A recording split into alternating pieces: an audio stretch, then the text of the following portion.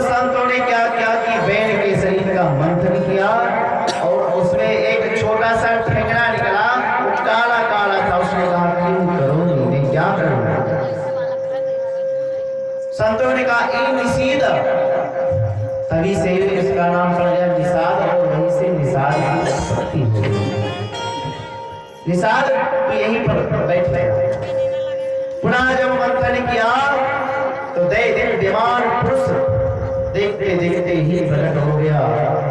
उसके हाथ में दिव्य शंख चक्र का अलौकिक निशान, सभी पहचान करके संकट का निवारण करने के लिए प्रभु साक्षात पृथु का रूप धारण करके प्रकट हुए। पृथनाथ मंथन करने से प्रादुर्भूत हुए, इसलिए इनका नाम पड़ेगा पृथु। बोलिए पृथु भगवान की। तुरंत राज्य अभिषेक कर दिया। सूत मांगल बंदी जन जब वृंदावली गाने लगे, जय जयकार करने लगे तो रोक दिया। सुनो, ये वृंदावली काहे को गा रहे हो, अभी तो राजा बने ही नहीं, बनते देर नहीं भी और तुम गाना प्रारंभ कर दिए। बोले महाराज मैं क्या करूं, मैं भूखू मर रहा हूं। क्यों, कोई कार्य नहीं करते हो। महाराज करता हूं, परंतु ये पृथ्वी कुछ उपज भले ही नहीं देती। तुरंत पृथु ने आदेश दिया, ए वसुदेव यहाँ आओ ने। परंतु पृथ्वी जब नहीं आई तो क्रोध कर लिया, वसुदेव तुम अवज्ञा मक्षासन प्राण की, तुमने मेरे वचनों का अवज्ञा कर दिया। मैं अभी तुम्हारा खंड खंड कर देता हूं तुम्हें। पृथ्वी का प्रकट होकर के त्राहि मां गोविंद मेरी रक्षा करो, मैं क्या करूं। जब इस धरती पर बड़े बड़े पापी हो जाते हैं, बड़े बड़े अनाचारी हो जाते हैं, तो मैं सारे रत्न को अपने गर्भ में छिपा लेते हैं। पृथ्वी को इसीलिए कहते हैं रत्न गर्भा, पृथ्वी में सब कुछ है। आपने कभी ऐसा विचार किया कि पृथ्वी ने हमको क्या किया? अरे ठंड के मौसम में देखिए आप जल निकालिए तो गर्म गर्म जल निकलता है। आपने कभी विचार किया कि पृथ्वी के अंदर क्या है? गर्मी में यदि जल निकालो तो ठंडा ठंडा जल निकलता है। क्यों? क्योंकि पृथ्वी यथाशक्ति से, यथा भक्ति से, यथा योग्य से उसको प्रदान करती है। आप खेत में एक गेहूं का बीज डालते हो, वो मरण करके आपको अन्न देती है। इस पे आपने कभी विचार किया? आप इसमें अनेकानेक पदार्थ डाल करके पृथ्वी का दोहन कर रहे हैं, पृथ्वी का शोषण कर रहे हैं। देखिए पृथ्वी में आप पहले गौ रखी जाती थी घर में, गाय के गोबर को खेत में डाला जाता था, खूब रंग होता था, महाराज मनन अन्न होते थे। आज इतने उर्वरक आ गए हैं, इतने खाद्य पदार्थ पड़े जा रहे हैं खेत में कि फसल जल जाती है। क्यों? क्योंकि पृथ्वी का शोषण हो रहा है। गौ माता के रूप में प्रकट होकर के कहा, महाराज मैं आपके सामने प्रकट हो गई हूं, आप जो इच्छा हो आप तो ही लीजिए। ऋषि मुनियों ने वेद का दोहन किया, गंधर्वों ने अपने तालों का दोहन किया, मनों ने नृत्य का दोहन किया। ऐसे करते करते सभी ने सब जो जिस प्रकार से था सब से दोहन कर दिया और पुनः धर्म की स्थापना हुई। बोलिए गोविंद भगवान की। देखिए गौ हमारे जीवन में बहुत लाभदायक है। गौ के ही कारण भगवान के गोपाल और गोविंद नाम पड़े। क्यों? क्योंकि भगवान, देखिए भगवान जब इस धराधाम पर आते हैं तो रावण और कंस को मारने के लिए नहीं आते हैं, ये गलत है। संत लोग कहते हैं कि भगवान रावण पापियों को मारने नहीं आते, तब किसको आते हैं? बोले भगवान तो अपने भक्तों की रक्षा करने के लिए आते हैं। तुलसीदास जी ने क्या कहा? विप्रधेन सुर संत हित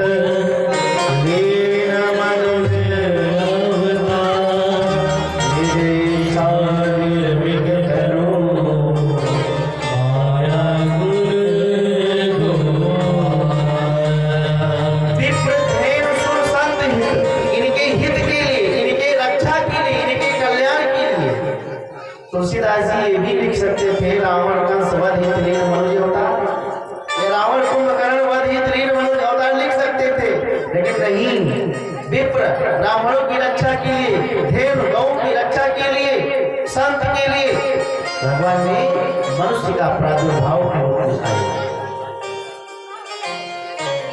इसलिए हम तो कहते हैं एक हिंदू एक गाय। अगर एक हिंदू अपने घर में एक गाय को रखता है तो फिर ये हमारी गौ माता इधर उधर नहीं भटकेगी। गौ का गौ माता हमारी जो है, इनकी सेवा करने से अनेकानेक रोग व्याधि सब नष्ट हो जाते हैं। इसलिए गौ विश्वस्त माता, गौ माता है हमारी, ये विश्व की माता है। पर कुछ हत्यारे क्या करते हैं, इनका वध करते हैं, यानी वो अपनी माँ के साथ ही छल करते हैं। जिस माँ ने तुमको दूध पिलाया उसी का तुम गर्दन काट रहे हो। ऐसे बहुत से लोग, बहुत सुंदर। इन्हीं पृथु जी महाराज के प्रताप से इस पृथ्वी का नाम पृथ्वी पड़ गया। पहले इसका नाम था वसुंधरा, वसुधा, परंतु पृथु की पुत्री होने के नाते इसका नाम पड़ गया पृथ्वी। बोले पृथ्वी मात की जय हो। इसमें प्राचीन बरही की कथा को श्रवण कराया और कहा कि जो मनु महाराज के सबसे बड़े पुत्र थे जिनका नाम था प्रियव्रत, इनकी कथा को सुना। एक दिन प्रियव्रत बैठ करके विचार कर रहे थे, क्या ये रात्रि क्यों हो जाती है। रथिर ज्योतिर्मय रजनिर्मपि मम दिनम करिष्यामि। मैं सूर्य के रथ को रोक करके रथेन ज्योतिर्मय रजनिर, ये इस रजनी इस रात्रि को मैं होने नहीं दूंगा, मैं दिन ही दिन बनाए रखूंगा। मम मपि दिनम करिष्यामि। क्या किया कि अपने तेज से, अपने बल से सूर्य को रोक दिया और 7 दिन तक रात्रि होने ही नहीं दिया। 24 घंटे दिन ही दिन बनाएगा। ब्रह्मा जी प्रकट हुए, बेटा अनर्थ मत करो। क्यों? बोले देखो बेटा, रात्रि अपने स्थान पर उपयोगिता है, दिन अपने स्थान पर। तस्याम संयामी जागृति, जहां पर दिन में गृहस्थ लोग अपने गृह कार्य को करके रात्रि में विश्राम करते हैं, वही रात्रि में संत लोग जग करके और गोविंद की गुणानुवाद करते हैं। जय जग जामिन जागरण ज्योति परम स्वतंत्र प्रपंच योग। इसलिए बेटा ये दुराग्रह को त्याग दो। ब्रह्मा जी ने जब समझाया, देखिए एक बात मैं बताऊं, निवेदन करूं, ये जो दिन रात्रि है इसका उपयोग हम लोग नहीं कर पाते। हम लोग यदि इसका उपयोग कर लें तो हमको पता चले। या यूं समझ लीजिए, आप भोजन बना रहे हैं, भोजन को बनाइए और उसमें राम रस डालना भूल जाइए, नमक लगा ले अन्ना, और जब भोजन करने बैठो अरे राम राम, तो भोजन एकदम से बेकार है। क्या इसमें तो राम रस है ही नहीं। दूसरे दिन जब बनाया, भोजन को तैयार किया, तो राम रस थोड़ा उसमें डाले, राम रस हल्का पड़ गया। फिर भोजन की थाली को टाल करके बोले रे तो नमक एकदम खराब चीज है। दूसरे दिन ध्यान रहा और खीर बनाते बनाते उसी में 2 बार नमक डाल दिया। आप तो थाली फेंक करके बोले कि नमक एकदम बुरी चीज है, नमक को नहीं खाना चाहिए। अरे नमक नहीं बुरी चीज है, बुरे तो हम हैं, क्योंकि उसको सही से उपयोग नहीं कर पा रहे हैं बेटा। इसीलिए रात्रि अपने स्थान पर उपयोगी है, दिन अपने स्थान पर। दुराग्रह त्याग दो। दुराग्रह को त्यागा, परंतु पृथ्वी में 7 द्वीप और 7 समुद्रों का निर्माण हो गया। जम्बूद्वीप, लक्षद्वीप, कुशद्वीप, क्रौंचद्वीप, पुष्करद्वीप, ऐसे ऐसे 7 द्वीप बन करके तैयार हुए। पहला द्वीप जो है जम्बूद्वीप, इसके राजा अपने आग्नेय जो प्रियव्रत के सबसे बड़े बेटा थे, तो आग्नेय के 9 बेटा हुए, जम्बूद्वीप के 9 खंड कर दिए। इसमें सबसे पहला खंड बड़ा अजनाब, इसके राजा अपने नाभि। इन्होंने मरु देवी से विवाह करके इनके यहाँ पे साक्षात ऋषभ देव का प्राकट्य हो। ऋषभ भगवान की, ऋषभ देव जी ने इंद्र की बेटी जयंती से विवाह करके 100 पुत्रों को जन्म दिया। इसमें सबसे बड़े बेटे का नाम था भरत। ये भरत इतने प्रतापी, इतने तेजस्वी थे ऋषभ देव जी के पुत्र, इन्हीं के प्रताप से इस अजनाब खंड का नाम पड़ गया भारत। बोले भारत माता की जय। आसी तेनेदम वर्षम भारतम इति व्यभिषितम, ये भारतवर्ष। सुखदेव जी कहते हैं परीक्षित, अजनाब खंड के राजा भरत, इन्हीं के नाम से भारत विख्यात है। इस भारत को कर्म भूमि कहते हैं। इन्हीं भरत को सत्ता का भार सौंप करके भजन करने के लिए चले गए। एक मृग के प्रेम में आसक्त होकर के मृग की याद में अपने शरीर को त्यागा, अगला जन्म मृग का पाए, और जब मृग का शरीर को छोड़ करके जब दूसरा जन्म लिए तो एक ब्राह्मण के घर में का जन्म हुआ। परंतु पूर्व जो ज्ञान था वो समाप्त नहीं हुआ था, इनको सब कुछ ज्ञात था। इन्होंने जन्म लिया ब्राह्मण के घर में।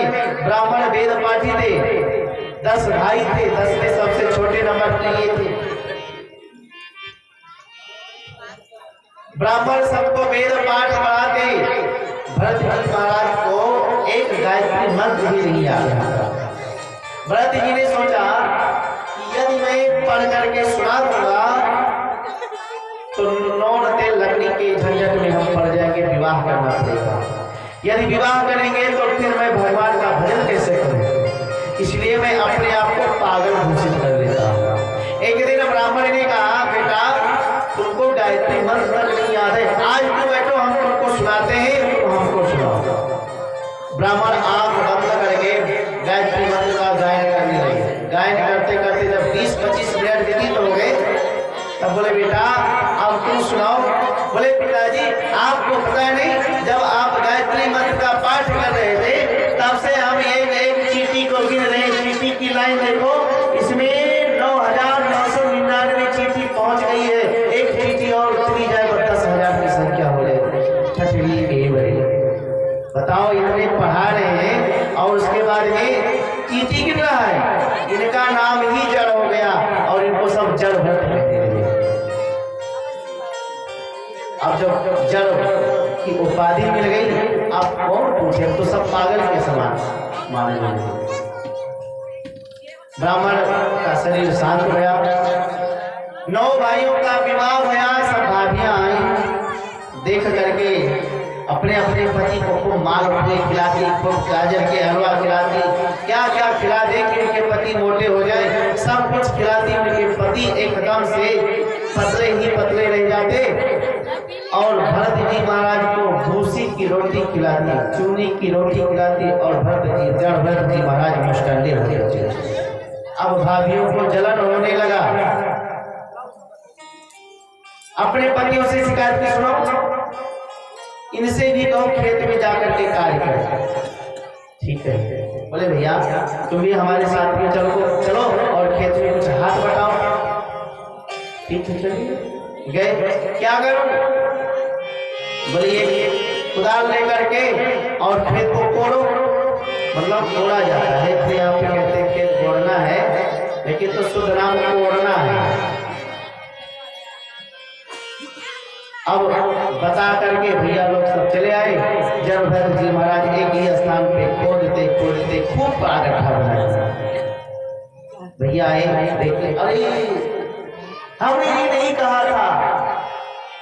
और भाइयों को भी पता चल गया कि ये महामूर्ति है, इसलिए कहा भैया देखो ऐसा तुम खेत में रहो, यही पर अपना कार्य करो। अब तो भैया और आसान हो गया, चिड़िया लोग आती हैं चुन करके जाती हैं। और जलभद्र जी कहते हैं कि राम की चिड़िया राम का खेत, राम की चिड़िया राम का खेत, खाओ पंछी हरे हरे खेत, खाओ पंछी हरे हरे खेत,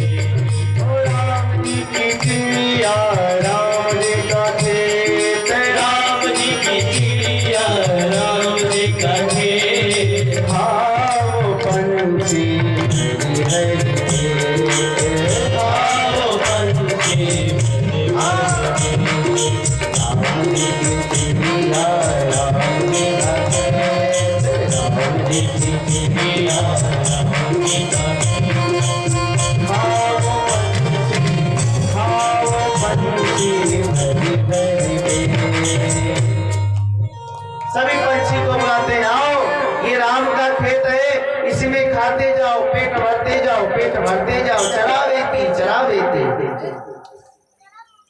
और जब भाइयों ने आया देखा, अरे बड़े बड़े वहां पे पंछी लोग चुन रहे थे। उन्होंने कह दिया कि अब ये महामूर्ति, बोले भैया तुम खेत में बैठो, चुपचाप हाथ जोड़ करके भगवान का भजन करो, ना किसी को बुलाओ और ना किसी को जाने को कहो। वहीं पे रह रहे थे। और एक दिन डकैतों के सरदार ने कहा, हे भद्रकाली माँ, यदि मुझे एक संतान हो जाए तो नर बलि बन जाए। मैया ने उनके मुराद को पूर्ण कर दिया। उनको डकैत के सरदार को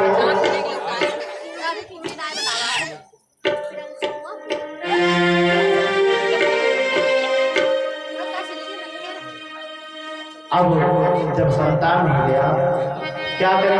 अपने सेवकों से कहा, सुनो जाओ किसी को पकड़ करके लेकर के आओ, उसको मां के सामने बलि देना है। कोई तो मिला नहीं, ये महाराज जी भेटाएगा। पकड़ कर लेकर के गए, खूब रगड़ रगड़ करके स्नान कराया। जलभद्र जी ने सोचा, वाह खेत में बैठे थे और आज कितनी सुंदर हमारी सेवा हुआ, खूब सेवा भी, खूब चकाचक माल हुए खाए। और जैसे मंदिर में पहुंचे,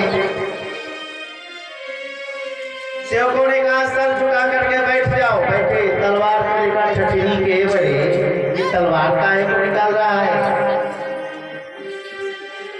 पर कोई विरोध नहीं। और जैसे भद्रकाली ने देखा, अरे एक परम वैष्णव परम ज्ञानी हमारे सामने सर को झुका करके बैठा है और ये मूर्ख उसका वध करने जा रहा है। माता भद्रकाली प्रकट होकर के और हाथ से खंजर को छीन करके डकैत के सर को काट दिया और डकैत के सरदारों का सर काट करके समाप्त कर दिया। और जब अंत में सर को उठा करके देखा जलभद्र जी ने, पूरे मंदिर का वातावरण एकदम शांत। जलभद्र जी समझ गए कि माता की कृपा है और कुछ नहीं है। जलभद्र जी महाराज भ्रमण करने लगे। एक सिंध स्वदेश का राजा था रघुवर, नित्य पालकी पर बैठ करके जाता था और भगवान के भजन कीर्तन को करता था। उसको परम गति को प्रदान किए। परीक्षित जी ने प्रश्न कर दिया, महाराज ये बताओ कि आप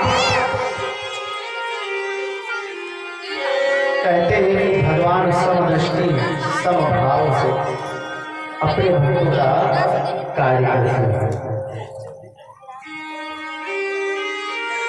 तो भगवान को हम जब भी देखते हैं तभी दैत्यों को मारते दिखाई पड़ते हैं। तो क्या भगवान के दैत्य ही दुश्मन है और कोई नहीं है? बोले नहीं, ऐसा कि किसने कह दिया?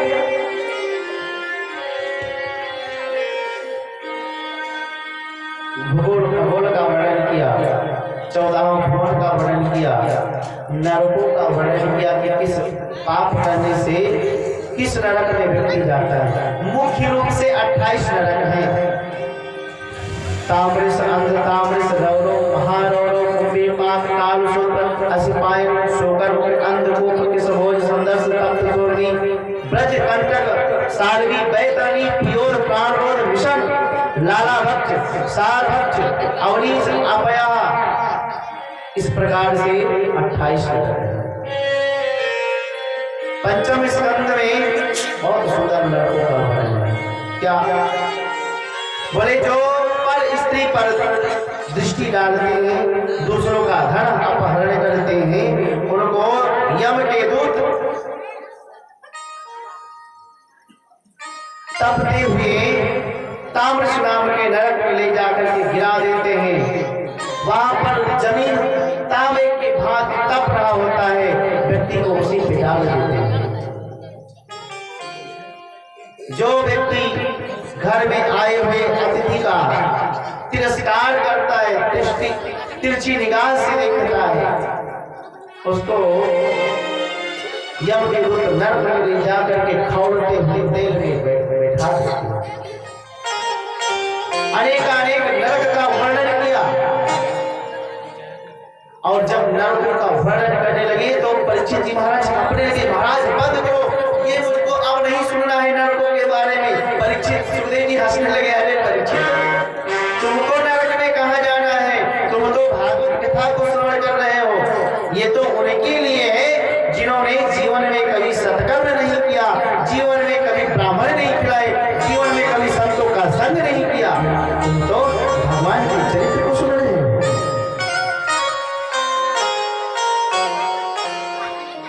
पृथ्वी से 99,000 योजन नीचे यमपुरी है। 28 नरक है। अच्छा महाराज, ये नरक से बचने के लिए कोई उपाय नहीं है? बोले हाँ है। हर एक, देखिए, हर एक पाप का अनेक प्रकार से प्रायश्चित है और वो प्रायश्चित हम सिर्फ ये मनुष्य शरीर में प्राप्त कर सकते हैं। देखिए, ताला जो है 84 लाख ताला है और 84 लाख चाबी भी है, परंतु एक ताला सबसे बड़ा है। कौन सा ताला? मोक्ष का। मोक्ष का ताला एक है और उसमें चाबी कितनी लगाएंगे? 84 लाख। अब कौन चाबी इसमें सेट बैठेगी वो आप निर्णय कीजिए। उसमें एक चाबी सेट बैठती है, मानव शरीर जो है यही चाबी उसमें लगती है और नहीं लगता, और कोनो है ही नहीं।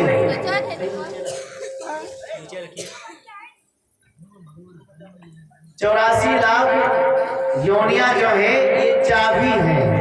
मोक्ष का जो गेट है, मोक्ष के द्वार पे एक ताला लटका हुआ है मोक्ष, उसको खोलने के लिए ये मनुष्य शरीर ही परमात्मा ने हमको दिया है।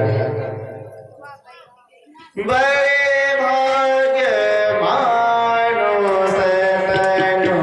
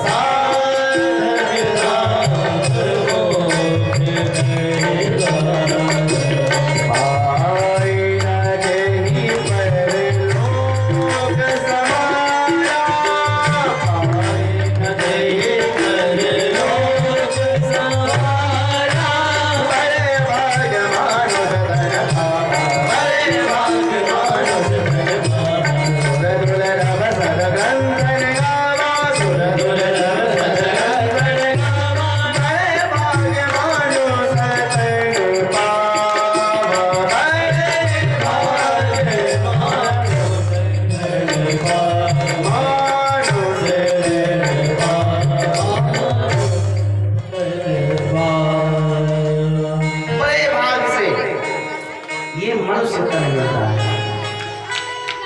और ये मानुष तन ऐसे वैसे नहीं मिलता है। सुदुर्लभ, जो देवताओं को भी दुर्लभ है, क्या यही तो दुर्लभ है जो हम आप कर रहे हैं। ये सत्संग देवताओं के दुर्लभ है। हमने प्रथम दिवस की कथा में इस पे वर्णन किया, जब परीक्षित को श्राप लगा तो देवता लोग अमृत का कलश लेकर के आए, परंतु सुखदेव जी ने डांट करके भगा दिया। तो सुर दुर्लभ ये ग्रंथ है, हमको सहजता में प्राप्त हो गया, परंतु हम लोग बड़े अभागे हैं। इस चाबी को प्राप्त करके भी मोक्ष के गेट को नहीं खोल सकते। तो जन्म लेना निरर्थक है, सार्थक नहीं है। मैं एक सत्य इतिहास की कथा सुनाता हूँ, परीक्षित जरा ध्यान से सुनो, आप लोग भी इसको ध्यान से सुनो।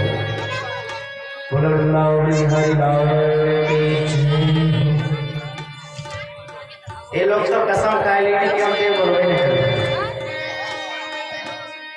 बोले वृंदावन बिहारी लाल की, कलयुग महाराज की। अरे राम राम, कलयुग के जो बोले तो ये लोग सब ऐसे बोले, भगवान के नाम ले नहीं है। अरे कलयुग है, कलयुग में तो भगवान का नाम लेना चाहिए, लेकिन नहीं। बोले वृंदावन बिहारी लाल की।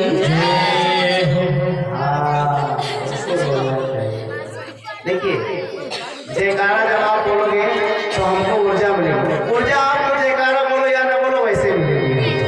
मेरी ये बैटरी हमने कहा था फुल है, 110%, और आज तो डबल कर दीजिए इसका, तो 120% फुल है। एक तो सब गुरुदेव भगवान की कृपा, और दूसरे में हमारे ब्रह्मचारी जी महाराज की कृपा। ये दोनों चार्जर एक मोबाइल में लगी तो 2 बैटरी हो गई। आज ये 220% फुल है। अब इसको खत्म करने में हमारा ही जीवन व्यतीत हो जाएगा, पर ये बैटरी उतरने वाली नहीं है। आप लोग बोलोगे तो आप लोग का भी बैटरी चार्ज होता रहेगा। चार्ज क्या, आपके हृदय में गोविंद का पराभक्ति बढ़ती चली जाएगी, यही बैटरी है। बोले वृंदावन बिहारी लाल की जय। एक अजामिल नाम का ब्राह्मण था, परम ब्राह्मण, परम विद्वान था। महाराज प्रकार समझा,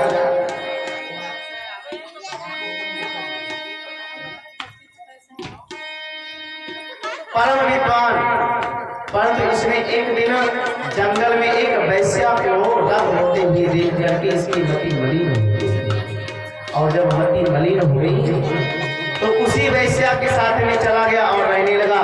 इसके यहाँ पे 9 बच्चे थे। महापापी, महादुष्कर्मी, संतों को पाता था तो मार मार करके खजूमर निकाल देता था और सब पोटली को छीन लेता था। एक दिन संत ऋषि सब जा रहे थे, सायंकाल हो गया। सायंकाल जब हुआ, जब सायंकाल गया तो संतों ने सोचा कि अब मैं क्या करूं, मेरा आश्रम बहुत दूर है, ये गांव भीतर में दिखाई पड़ रहा है, इसी ग्राम में चल करके हम विद्यमान होते हैं। आज रात में यहीं पे अलग लगे गए। बच्चे कुछ खेल रहे थे, सायंकाल का समय था। बच्चों ने कहा महाराज यहाँ पर तो सब पापी हैं, हाँ थोड़ा नेक आगे जाओ और आगे जा करके दाहिने साइड में हो जाना, एक सुंदर महल दिखाई पड़ता है, वो परम भाग्य का है। अजामिल के घर का पता बता दिए। बच्चे का तो स्वभाव ही होता है वो डरता है। अब ये संत महात्मा सब पहुंच गए अजामिल के घर। अजामिल की पत्नी थी, उसने कहा महाराज मेरे पति बड़े दुष्ट हैं, बड़े पापी हैं, आप यहाँ से चले जाओ, नहीं तो लेने के देने पड़ जाएंगे। बोले दीदी एक ही रात की तो बात है, हम एक रात में रहेंगे, उसके बाद हमारे परम आदरणीय श्री फूफा जी श्री संतोष कुमार दुबे, हमारे कलाकारों का और हमारे व्यासपीठ पे श्री बालकृष्ण लाल गोविंद का माल्यार्पण करेंगे और कथा चलती रहेगी, माल्यार्पण होता रहेगा। सामवेद के आश्रित जितने हमारे साथ में बाल मंडल है, ये हमारी बाल मंडल है। हम बाल व्यास है, हमारी बाल मंडल है। बोले भद्रवत्सल भगवान संत लोग रात्रि में खूब संकीर्तन किया, खूब भजन किया। हरे राम राम राम सीता राम राम राम, हरे राम राम राम हरे राम राम राम सीता राम राम राम, हरे राम राम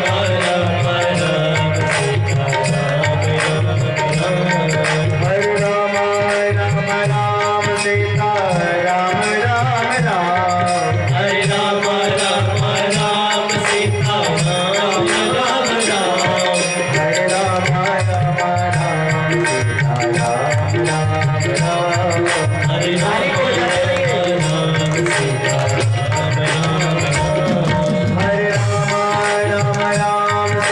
राम राम राम सीता राम राम राम, हरे राम राम राम सीता राम राम राम, हरे राम राम सीता राम राम राम, हरे राम राम राम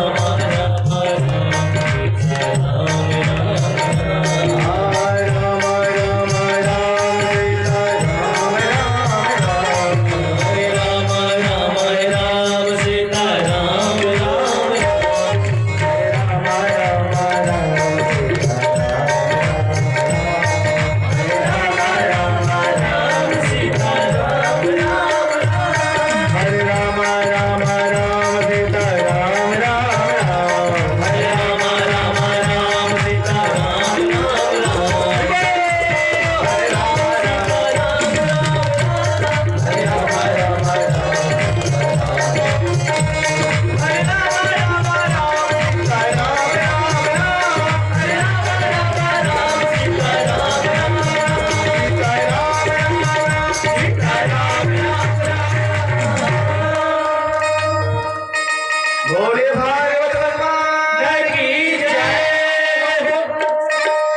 संत महात्मा ने कहा मैं रात भर भजन करूंगा।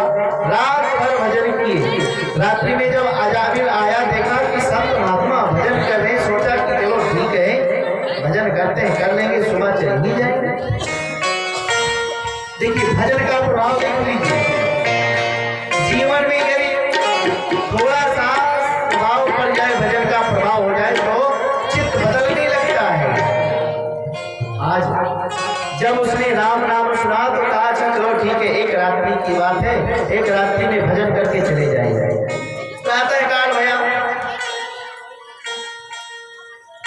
संत महात्मा ने आवाज लगाई, देवी बाहर निकलो। हाँ महाराज कहिए। बोले मैं जा रहा हूँ, कुछ दक्षिणा चाहिए। तब तक अजामिल ने कहा महाराज दक्षिणा, अरे हमने आपको मारा नहीं, आपका सामान नहीं छीना, यही आपकी दक्षिणा है। बोले नहीं, अगर तुमको हमारी पोटली लेना है तो ले ले, पर मुझे दक्षिणा चाहिए।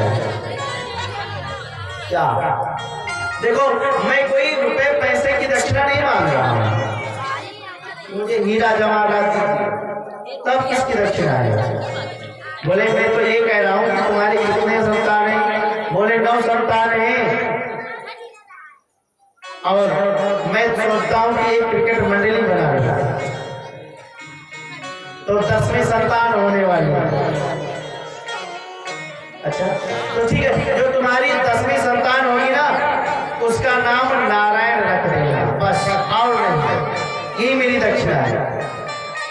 आजामिल मन में प्रसन्न है, अरे वाह, ये तो सरल की दक्षिणा है। अरे हमारे जितने बच्चे हैं, चिंटू मिंटू किंटू पिंटू इत्यादि, ये सब नाम जितने हैं, इनमें एक नारायण नाम रख देंगे, क्या हो जाएगा? ठीक है महाराज, हमने आपको दिया। कालांतर में उसके यहाँ पर बच्चे का जन्म हुआ, ध्यान आया कि संत को हमने वचन दे दिया। अब संत को जब हमने वचन दे दिया है, तो नाम नारायण रख ही देते हैं। अब तो कोई भी कार्य पड़ता, नारायण बेटा यहाँ आओ, हे नारायण ये कार्य करो, नारायण वो कार्य करो, नारायण वहां जाना है, आपको नारायण नारायण ही रख रहे हैं। उसका अंत समय आया, यम के दूत काले काले सवार, ये जो माता यहाँ बैठी है, ये पीछे चली जाए तो यहाँ पे पुरुष वर्ग बैठे रहेंगे। अब क्या करें, जैसे देखा डर गया, जोर से आवाज लगाई, इदूरे क्रीडनते सत्यम पुत्रम नारायण स्वयं प्लावितेन स्वरेच्चैर राजुहावपुरेन्द्रिया। ए बेटा नारायण मेरी रक्षा करो। और जैसे नारायण का उद्घोष किया, 4 नारायण के पार्षद प्रकट हो गए। और जैसे यमराज के दूत प्राण छीन रहे थे, खींच रहे थे, मार कर धक्का भगा दिया। जब दूर गिरे, सांप करते हुए खड़े हुए, कहो भैया क्यों गोरे गोरे कहां से आ गए? ऑस्ट्रेलिया इंग्लैंड से तो नहीं आ गए? अच्छा है, तू बता, तू काले कलर से कहां से आ गए? वेस्ट इंडीज वाले तो तुम नहीं हो? अब तो दोनों में बड़ी भारी बहस होने लगी। उसने कहा है सुनो, ये महापापी है, मैं इसको लेने आया हूं। अच्छा, तो तुमने नहीं सुना कितनी जोर से नारायण नारायण पुकार रहा था?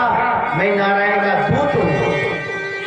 ए महाराज, अगर पागल बावरा बनाना हो तो किसी और को बनाओ, ये अपने बेटे को बुला रहा था। अच्छा, बेटे को? हाँ। अच्छा, तो तुम बताओ इनके बेटे का कितने वर्ष से नाम है? यही कहीं 10-12 वर्ष से। अच्छा, और हमारे नारायण का नाम? बोले वो तो आदि से है। बोले तो नाम किसका माना जाएगा?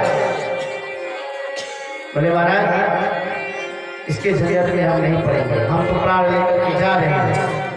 विष्णु के दूतों ने मार मार करके कुछ उम्र निकाल दी और रोते चीखते दौड़ते भागे चले गए। जाकर के और यमराज के सामने अपने काल का फेंक दिया। महाराज ले जाओ, आपकी ड्यूटी हमको नहीं करनी है। क्यों, क्या हुआ? बोले वो मैं गया था उस दुष्ट पापी को लाने के लिए, वो अपने बेटे नारायण को बुला रहा था। जैसे नारायण का नाम लिया, दौड़ करके यमराज उसके मुंह पे और चुप रहो। क्यों महाराज? बोले ये जो भी नारायण का सब उच्चारण किया, 2-4 बार इसको जोर जोर से और ले लोगे तो यहाँ पे जितने नर्क में पापी हैं सब वैकुंठ चले जाएंगे। अरे महाराज ये है चमत्कार? बोले हाँ, नाम का चमत्कार है। बोले महाराज तो नाम का चमत्कार है तो उसमें कोई महिमा भी होगी, उसका महत्व भी होगा। बोले इसका तो पता किसी को नहीं है, उसमें कितना फल है। कहाँ कहाँ लगी नाम बड़ाई, कहाँ कहाँ लगी नाम बड़ाई, कहाँ कहाँ लगी नाम बड़ाई, कहाँ कहाँ लगी नाम बड़ाई,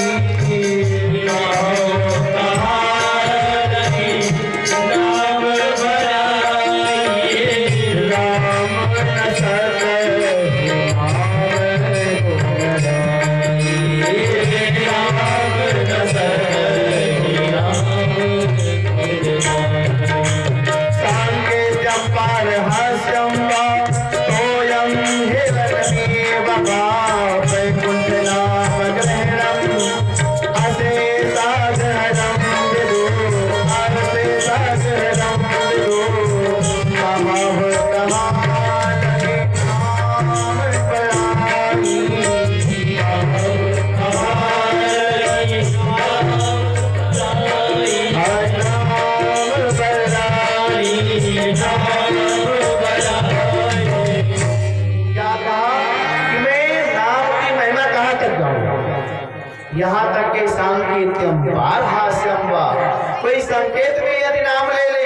अथवा कोई हास्य परिहास में यदि सच्चे हृदय से भगवान का नाम ले लेता है तो उसका उद्धार हो जाता है।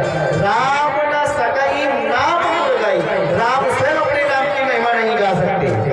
ओ महाराज, मैं सत्य बात बताऊं क्या? बोले मैं इसके झंझट में पड़ने वाला नहीं।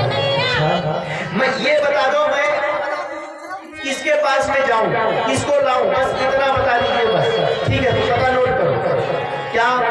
बोले जीवान वक्र भगवत गुण नाम ध्येयम चेतश्चरण स्मृति तच्चरण रविंदम कृष्णाय नमः अक्षरे जयापि तानाय यद्वल्लभसते यत कृष्ण कृत्या। पहले नंबर पता नोट करो, आप लोग किसी से वार्ता मत करें, सिर्फ ध्यान से कथा सुनो। इधर उधर की बातें करोगे, कथा में आपको पता, हम अगर पूछ रहे क्या क्या आपने सुना तो बता पाएंगे, इसलिए ध्यान से कथा को सुनो। बोलिए वृंदावन बिहारी लाल की जय। आप बातें करोगे हमको कोई फर्क नहीं पड़ेगा, हम कथा भटकने वाले नहीं, परंतु आप भटक जाएंगे अपनी जो यहाँ पे मनोरथ लेकर के आएंगे 4 घंटा 3 घंटा कथा जो भी सुनेंगे, इससे आप वंचित रह जाएंगे। इसलिए कथा को जब तक सुनो तब चित्त होकर के किसी से वार्ता ना करो, किसी से अरे वार्ता करना है, कथा विश्राम हो जाएगी, हालचाल पूछ लेना, गाँव बहनी कहाँ से आए हो, हालचाल ठीक है, आपकी भैया कार्य करती है, आपकी भैया आपकी सेवा करती है, पैर दबाती है कि लोहा लेकर के सब पड़ते हैं। बाद में कथा के मध्य में नहीं, कथा के मध्य में तो सिर्फ भगवान के चरित्र को सुनिए। आप बहुत दूर से आएंगे तो क्या होगा, यहाँ पर तो भगवान की कथा को सुनिए, कथा के बाद में अपना परिचय निकालते रहेंगे। और नहीं ठीक है, हाथ के गाल पे हाथ रख के बात करना। वृंदावन बिहारी लाल की जय। देखिए मैं किसी को कहना नहीं चाहता था, परंतु जब आप लोग आपस में बात करने लगे तो मुझको बोलना पड़ा, इसलिए अब हाँ पहले पता नोट करो किसको लाना है। बोले जीवान भगवत गुण नाम ध्येयम, सबसे पहले उसको लेकर के आओ जिसके जिह्वा पर, जिसके मुख से गोविंद का नाम ना निकले, जिसके चित्त, दूसरा नोट कीजिए, जिसका चित्त हरि के चरण कमलों में नतमस्तक न हो, हरि के चरणों में प्रेम न हो, उसको लेकर के आइए। जिनका माथा गोविंद के चरण में, संत के चरण में, भगवत के कथा में आकर के मन न लगता हो, बस प्राण आए हुआ, उसी को लेकर के आओ, बाकी और किसी को हाथ मत लगाना।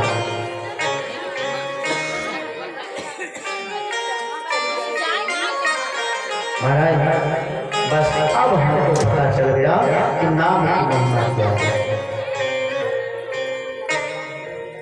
उद्धार हो गया, परम कल्याण हो गया, अजामिल। और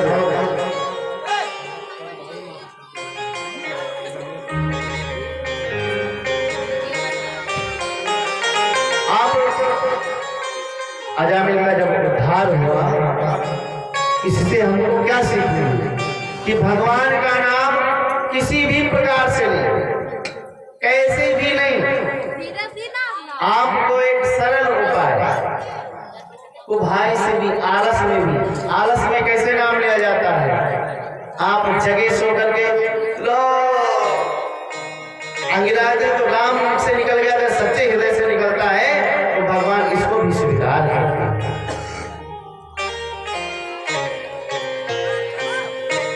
एक बहुत नास्तिक बालक था, उसके माता पिता कहते कहो बेटा राम,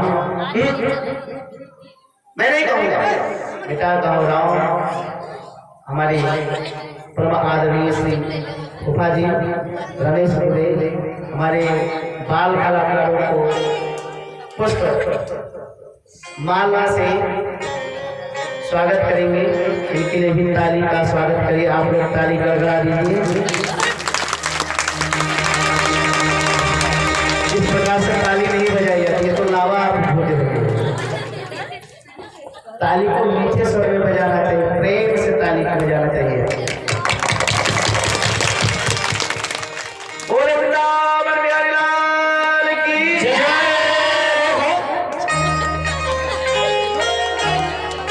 ऐसे देखा जय सिया राम, जय जय सिया राम, जय सिया राम, जय जय सिया राम, जय सिया राम, जय जय सिया राम, जय सिया राम, जय जय सिया राम,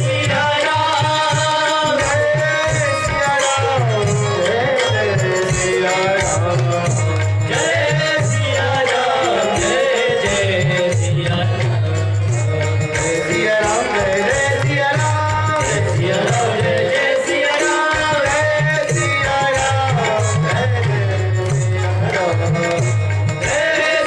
जय सिया राम।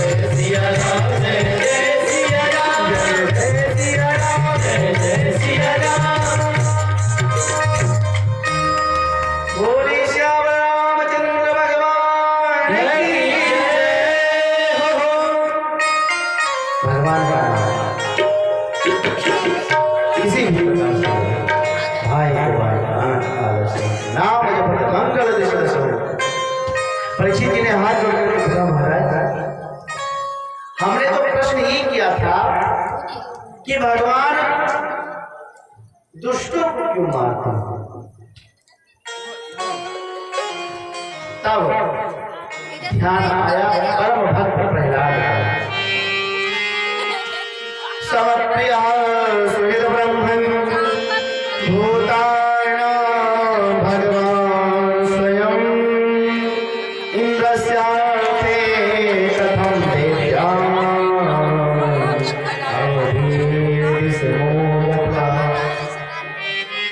सुदेव जी कहते हैं, परीक्षित वास्तव में तो भगवान समदृष्टि हैं, परंतु भगवान ने ये भी छूट दे रखा है कि मोहि नाते अनेक मानी जो भावे। हमारे तुम्हारे बीच में अनेक प्रकार के नाता है, जो इच्छा हो सो मान लीजिए। देखिए, भगवान को अपना बेटा मान सकते हो, भगवान को अपना भाई मान सकते हो, भगवान को अपना मित्र मान सकते हो, भगवान को सब कुछ मान सकते हो। कहते हैं ना, आप लोग सब लोग इसको तो ये श्लोक सबको पता होगा। कौन सा श्लोक? त्वमेव माता च पिता त्वमेव बन्धुश्च सखा त्वमेव विद्या द्रविणं त्वमेव सर्वं मम जीवने। क्या है इसमें? सबको पता है। प्रभु से हाथ जोड़ करके, प्रभु त्वमेव माता, तुम्ही मेरी माँ हो, तुम्ही मेरे पिता हो, तुम्ही मेरे सखा हो, मेरे बंधु हो, मेरे भाई हो, मेरे मित्र हो। और भगवान ने एक छूट और दे दिया है कि यदि ये कुछ भी नहीं कर सको तो मुझसे अपना बैर बना, मुझको अपना दुश्मन मान लो। दुश्मन भी मान सकते हो भगवान, लेकिन एक रिश्ता बनाओ, एक रिश्ता बनाओ भगवान से। बिना रिश्ता से कुछ नहीं होगा। नाता एक राम जी से, दूजा नाता छोड़, आशा एक राम जी से, दूसरा आशा छोड़ दी। सिर्फ नाता ही हो, कैसे भी हो, कहीं पे भी रहो, राम राम का जप करते रहो, लेकिन भगवान के चरणों में कोई ना कोई रिश्ता बना लो, कोई रिलेशन बना लो, कोई एक ना एक पार्टनरशिप कर लो। इससे क्या होगा, तुरंत भगवान प्रकट हो जाएंगे। भगवान समदर्शी हैं, समदृष्टा हैं, समभाव से देखते हैं। कैसे देखते हैं? तब भक्त प्रहलाद की कथा स्मरण करें। हिरण्याकश्यप और हिरण्याक्ष दोनों भाई थे। जब हिरण्याक्ष का वध कर दिया, कल के प्रसंग में हमने इस कथा को स्मरण कराया आप सभी को। हिरण्याक्ष का जब वध हो गया, तब से हिरण्याकश्यप भगवान विष्णु का कट्टर वैरी हो गया। घोर तपस्या की, उसके शरीर में दीमक लग गई। भगवान ब्रह्मा जी प्रकट हो गए, उसके शरीर को स्वस्थ किया और बोले वर मांगो। और एक बात कहें, देवता लोग जितने देवता हैं सब राजा जैसे देवलोक में ये अमृत पान करने भोग भोगने लगे। और ये जितने दैत्य हैं ना, ये सब तपस्या करके वरदान प्राप्त करते हैं। और एक ही वरदान पहले इनके मुख से निकलेगा, मैं मरूं नहीं, अमर हो जाऊं। और ब्रह्मा जी का एक वर्ण यही, कुछ और मांगो, कुछ और मांगो। रावण ने कहा, हम काहू के मरे न मारे, हमको कोई मार नहीं सके। ब्रह्मा जी ने कहा, इसके सिवा कुछ और मांगो।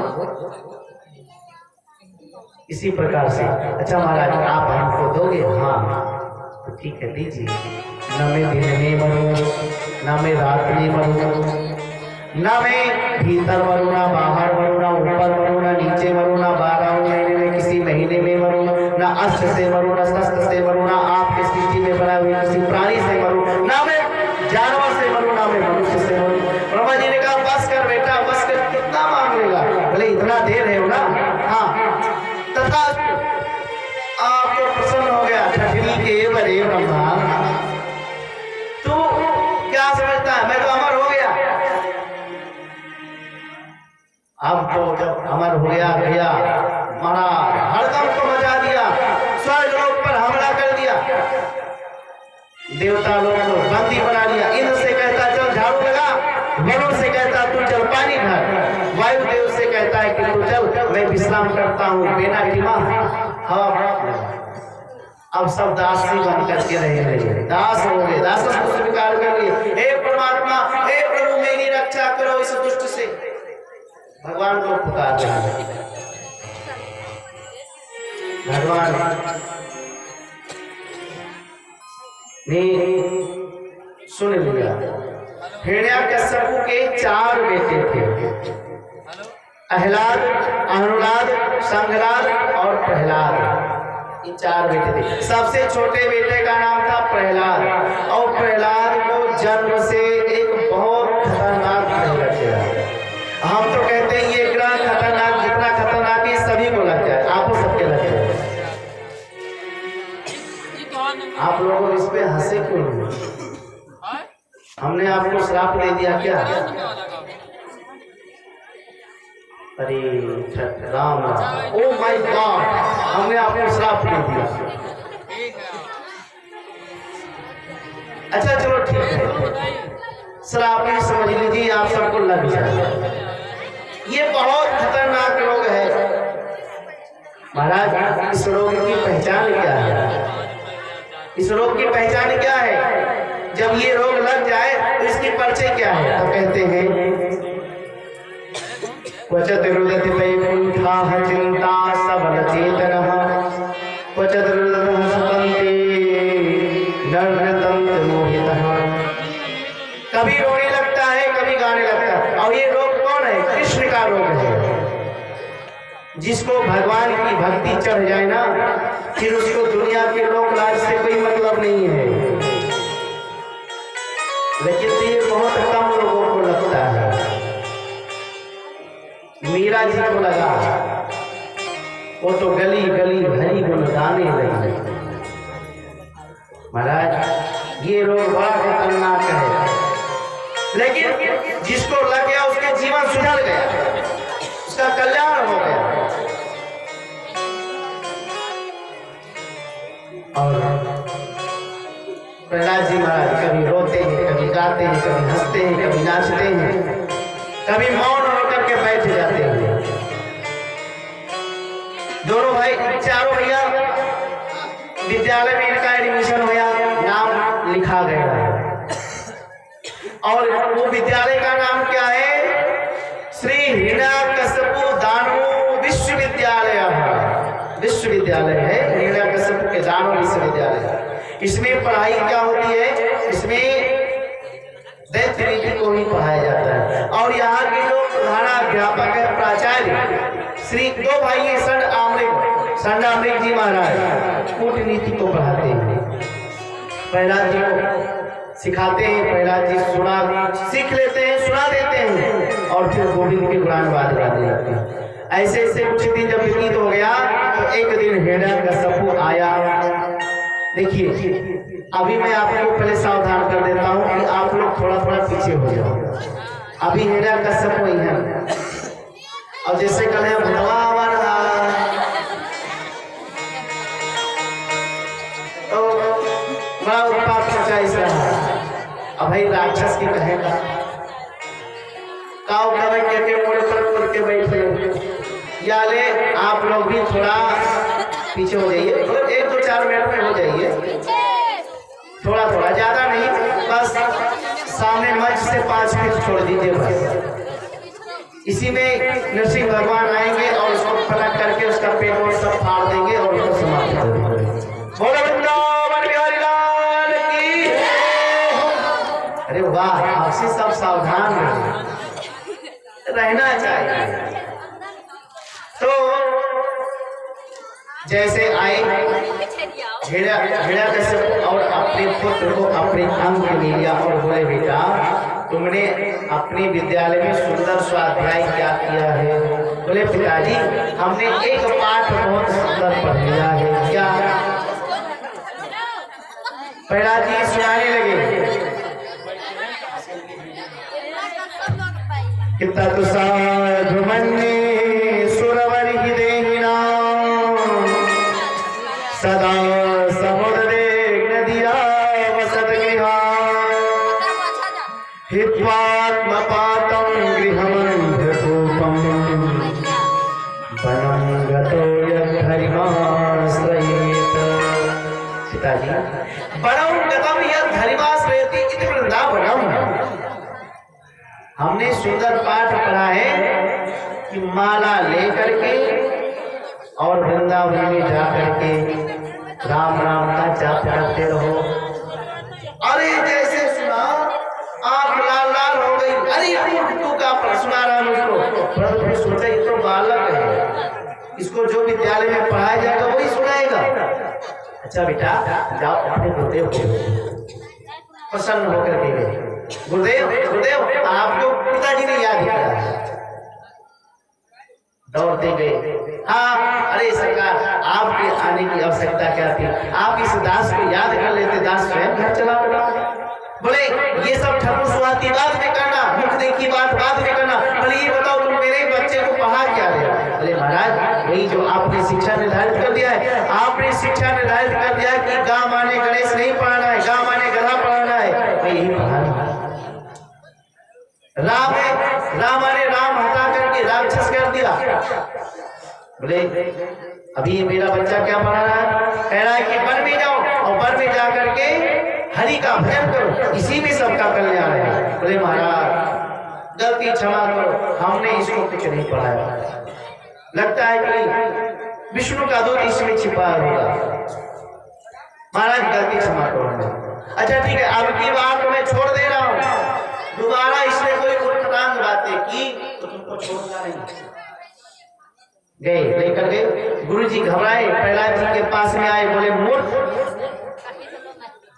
दैत्यों के चंदन जैसे वन में तू बबूल का कांटा किसे प्रकट हो गया? देखेगा चंदन मिले जातो यम कद्रमा जाटा फटकारा। परंतु प्रहलाद जी महाराज को कोई कुछ उनके पर जरफ नहीं पड़ा। इधर थोड़ी दिन पूरा व्यतीत भये, पूरा हिरण्यकश्यप को आया। संजामणि जी महाराज प्रहलाद जी को लेकर के गए कहा हिरण्यकश्यप के दरबार में। कया भैया ने सुंदर स्नान कराया, आंखों में काजल लगाया, ठिठौना लगाया और इत्र फूल लगा करके और पिताजी के पास में भेज दिया। फिर आओ पिताजी से मिला। अब पिताजी ने अपने पुत्र को देखा, प्रसन्न हो गए और अपनी गोदी में लेकर के बोले बेटा तुमने अपने विद्यालय में कौन सी पाठ को पढ़ा है? बोले पिताजी आज हमने 9 पाठ सीख ली है। 9 संजामणि जी महाराज धक सीना करने लगा, धड़कन बढ़ने लगी। अरे 9 पाठ आज लगता है पता नहीं क्या पढ़ा देगा। और हिरण्यकश्यप को लगा कि कोई 9 नए दैत्य के रीति को सीख लिया है। हाँ बेटा सुना। और प्रहलाद जी महाराज सुनाते भगवान के 9 भक्ति। श्रवणम कीर्तनम विष्णु स्मरणम पाद सेवनम अर्चनम वंदनम दासम साख्यात्म निवेदनम। 9 भक्ति। प्रहलाद जी ने कहा पिताजी भगवान के चरणों में भगत संतन कर संगा प्रसंगा 9 भक्ति सुना। और जैसे 9 भक्ति सुनाई आपके लाल लाल